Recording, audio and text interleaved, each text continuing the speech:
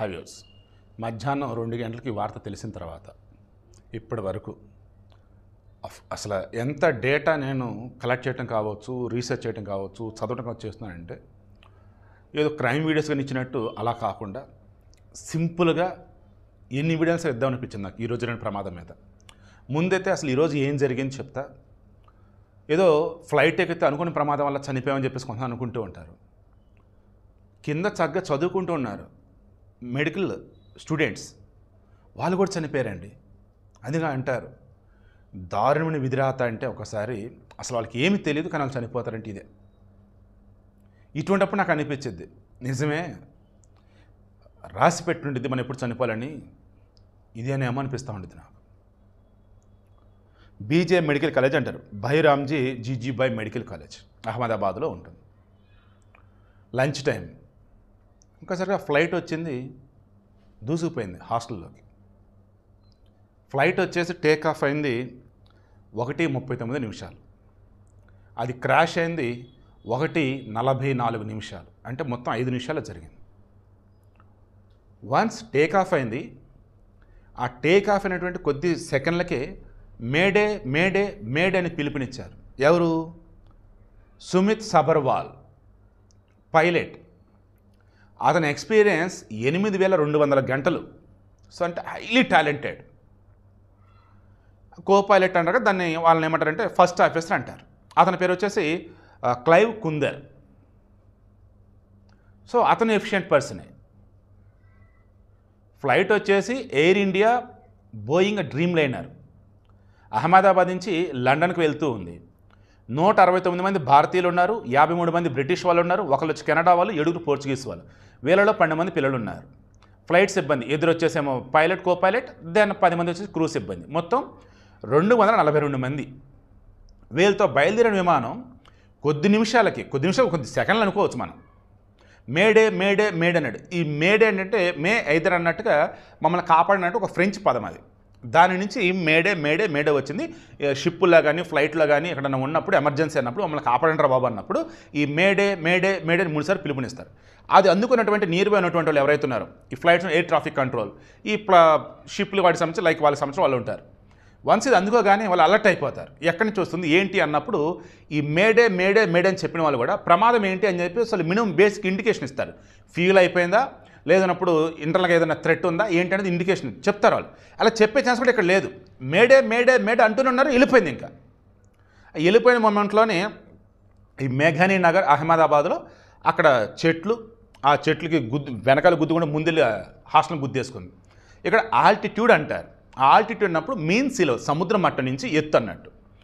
Even మనకి MSL అని చెప్పేసి రైల్వే బోర్డుల మీద కూడా చూపిస్తారు, ఏది రైల్వే స్టేషన్లో అలా సముద్ర మట్టం నుంచి అన్నప్పుడు 31,000 అడుగుల నుంచి 42,000 అడుగుల వరకు ఆ ఎత్తులు ఇవి ట్రావెల్ చేస్తుంటాయి కమర్షియల్ ఫ్లైట్స్ ఏవైనా.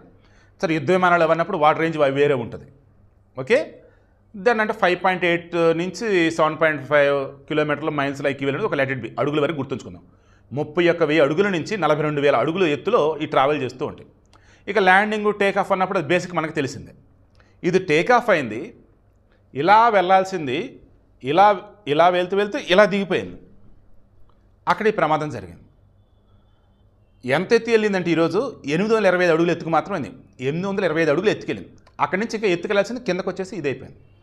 జనావాసాల్లో మెడికల్ పాపం మనకంత సమాచారం మేరకు 30 మంది ఆ కింద మెడికల్ స్టూడెంట్స్ చనిపోయారంట. మెడికల్ స్టూడెంట్స్ అంటే రేమాబాయికి డాక్టర్స్ కావాల్సిన వాళ్ళు, వెల్ ఎడ్యుకేటెడ్. అండ్ ఈ ఫ్లైట్ వచ్చేసి లండన్ వెళ్ళే ఫ్లైట్. ఇందులో చాలామంది ఎంటర్ప్రెన్యూర్లు ఉండొచ్చు. విజయ్ రూపాని అయ్యే పాపం మన గుజరాత్ మాజీ ముఖ్యమంత్రి కూడా ఉన్నాడు. లండన్ వెళ్ళే వాళ్ళు అన్నాం కదా, వెల్ ఎడ్యుకేటెడ్, బాగా డబ్బున్న వాళ్ళు ఉంటారు. వీళ్ళ మీద ఆధారపడి కొన్ని 100 మంది 1000 మంది ఉద్యోగులు ఉంటారు. అసలు వాళ్ళ పరిస్థితులు ఏంటో ఊహిస్తేనే భయం వేస్తుంది నాకు. అసలు ఎలా ఈ ప్రమాదం అన్నప్పుడు ఇది నా ఎగ్జంప్షన్ కావచ్చు, నా అబ్జర్వేషన్ కావచ్చు, ఏదైనా ఇది ఎయిర్ ఇండియా ఫ్లైట్. ఓకే, ఇక్కడ వచ్చేసి టాటా వాళ్ళు ఇదంతా తీసుకుంది. ఫ్లైట్ బయలుదేరే ముందు అన్నీ చెక్ చేయాలి. దట్టు ఇంటర్నేషనల్ ఫ్లైట్ అది. రన్వే వచ్చేసి 23 నెంబర్ రన్వే. దెన్ అంతా రెడీగా ఉన్నారు, ఫ్లైట్ ఇక టేక్ ఆఫ్ అవ్వాలి. ఈలోపు అంత క్రాస్ చెక్ చేసిన తర్వాతే పర్మిషన్ ఇవ్వాలి. చెక్ చేశారా లేదా? ఒకవేళ చెక్ చేసినట్టయితే పైలట్ ఫ్లైట్ లోపల ఎవడన్నా ప్యాసింజర్ టెర్రరిస్టా, సైకోనా, లేదన్నప్పుడు ఎవరైనా డబ్బు కోసం చేశాడా విచారణలో తేలిద్ది. ఇంటర్గా ఏదైనా తేడా చేసాడు. ఎందుకంటే గతంలో మేజర్ యాక్సిడెంట్ నేను కొన్ని తీసా. అందులో ఒకటి మిడ్ ఎయిర్ కొలిజన్ అని ఉంది. అది తప్ప రిమైనింగ్ అన్నీ కూడా కాక్పిట్లో ఉన్నటువంటి ప్రాబ్లం కావచ్చు, లేదన్నప్పుడు పైలట్ ప్రాబ్లమ్స్ కావచ్చు, ఈ వేళ ఉన్నాయి. దెన్ ఎక్కడో ఏదో ఒక సమస్య అన్నది ఎవడో క్రియేట్ చేశాడు, దానివల్ల ఈ ప్రమాదం జరిగింది నాకు అనిపిస్తుంది. ఆ సమస్య క్రియేట్ చేసిన టెర్రరిస్టా ఎవడో తెలియాలి. అలా ఏం లేదు, ఇది టేక్ ఆఫ్ అవ్వడానికి ముందే ఏదో ప్రాబ్లం ఉంది అంటే మరి అది ఎందుకు డిటెక్ట్ చేయలేపారు, అది తెలియాలి. Director general of civil aviation వాళ్ళు ఏమంటున్నారు, మేము ప్రభుత్వం మొత్తం విచారణ చేస్తామన్నారు. ఈ గుజరాత్కి సంబంధించి అహ్మదాబాద్ కమిషనర్ ఎవరుతున్నారో సిపి జ్ఞానేంద్ర, ఆయన ఏమంటున్నారు, ఒక్కరు కూడా బతకలేదండి, మొత్తం చనిపోయారండి అన్నారు. అసలు ఎంత హారిబుల్ అంటే అసలు ఇది భారతదేశ చరిత్రలో విమానం కనిపెట్టారంటారు కదా రైట్ బ్రదర్స్ ఎవరో, లేదు అందుకు మన పూర్వీకులు కనిపెట్టారు అనుకుందాం. అప్పటి నుంచి తీసుకున్న మన విమానయాన సంస్థలకు సంబంధించి Jet Airways, Air India, IndiGo, తర్వాత టాటా ఎయిర్లైన్స్, తర్వాత వచ్చేసి Sahara, Kingfisher, Deccan Airlines, ఇలా మొత్తం మీరు తీసుకోండి. మన ఎయిర్లైన్స్, మన భారతదేశంలో ఎయిర్లైన్స్ వాళ్ళకి సంబంధించి చూస్తే మొట్టమొదటిసారి ఇంత భయంకరమైన ప్రమాదం జరగటం, ఇంత భయంకరమైన ప్రమాదం. అంతకుముందు 1996లో సౌదీ ఎయిర్లైన్స్, కజకిస్తాన్ ఎయిర్లైన్స్, ఈ రెండింటికి సంబంధించిన విమానాలు ఒకటేమో ఢిల్లీ నుంచి వెళ్తుంది, ఇంకోటి ఢిల్లీకి వస్తుంది. వెస్ట్ ఢిల్లీకి 100 కిలోమీటర్ల దూరంలో హర్యానా ప్రాంతం, చాక్రీ దాద్రి అని అంటారనమాట, చార్కీ దాద్రి అనే ప్రాంతం హర్యానాలో, గాల్లో 2 కూడా ఫ్లైట్స్ కొలిజన్ అయిపోయినాయి, గుద్దుకున్నాయి. ఒక్కళ్ళ మిగల్లా 349 మంది మరణించారు. డెడ్లియెస్ట్ మిడ్ ఎయిర్ కొలిజన్ అంటారు, గాల్లో ఉండంగానే పేలిపోయినటువంటి కొలిజన్స్లో భయంకరమైనటువంటి ప్రమాదం ఇది అని చెప్పేసి ప్రపంచంలో చెప్తూ ఉంటారు. అది మన గగనతలం అన్నప్పుడు అది, బట్ వేరే వాళ్ళ ఎయిర్లైన్స్. మన ఎయిర్లైన్స్ అన్నప్పుడు, మన గగనతలం అన్నప్పుడు భయంకరంగా ఈరోజు జరిగింది. ఒక్కరు కూడా బతికే ఛాన్స్ లేదన్నారు, ఆల్రెడీ ప్రకటన కూడా ఇచ్చేశారు. 242 మంది ఏమో ఈ ఫ్లైట్లో ఉన్నోళ్ళు, అండ్ బయట మెడికల్ స్టూడెంట్స్ ఎవరైతే ఉన్నారో బీజే కాలేజ్ స్టూడెంట్స్ పాపం వాళ్ళు చనిపోయన్నారు. ఎంత భయంకరమండి అసలు ఇది. టేక్ ఆఫ్ అయిన కాసేపుకి అసలు ఎలాగా మీరు చెప్పండి. ఖచ్చితంగా జనావాసాల మీద కూలిపోవాలి, అతిపెద్ద ప్రమాదం సంభవించాలని చెప్పేసి ముందే ఎవరైనా ప్లాన్ చేసి ఉన్నారా లేదా మీరు చెప్పండి. సుమిత్ సాబ్రవాల్ పైలట్ అతనైతే కాదు. ఫస్ట్ ఆఫీసర్ ఎవరైతే ఉన్నారో క్లైవ్ కుందర్ కో పైలట్ అతను కాదేమో నాకు అనిపిస్తుంది. ఇంకెవరు క్రూ సిబ్బందా లిస్ట్ తీద్దాం. క్రూ సిబ్బంది అయితే వెనకాల అటాచ్ చేశాను కదా వీళ్ళు. బట్ నాకైతే మధ్యాహ్నం నుంచి కూడా నిజంగా అసలు ఎలా ఎలా ఎలా అన్నది అనిపిస్తుంది.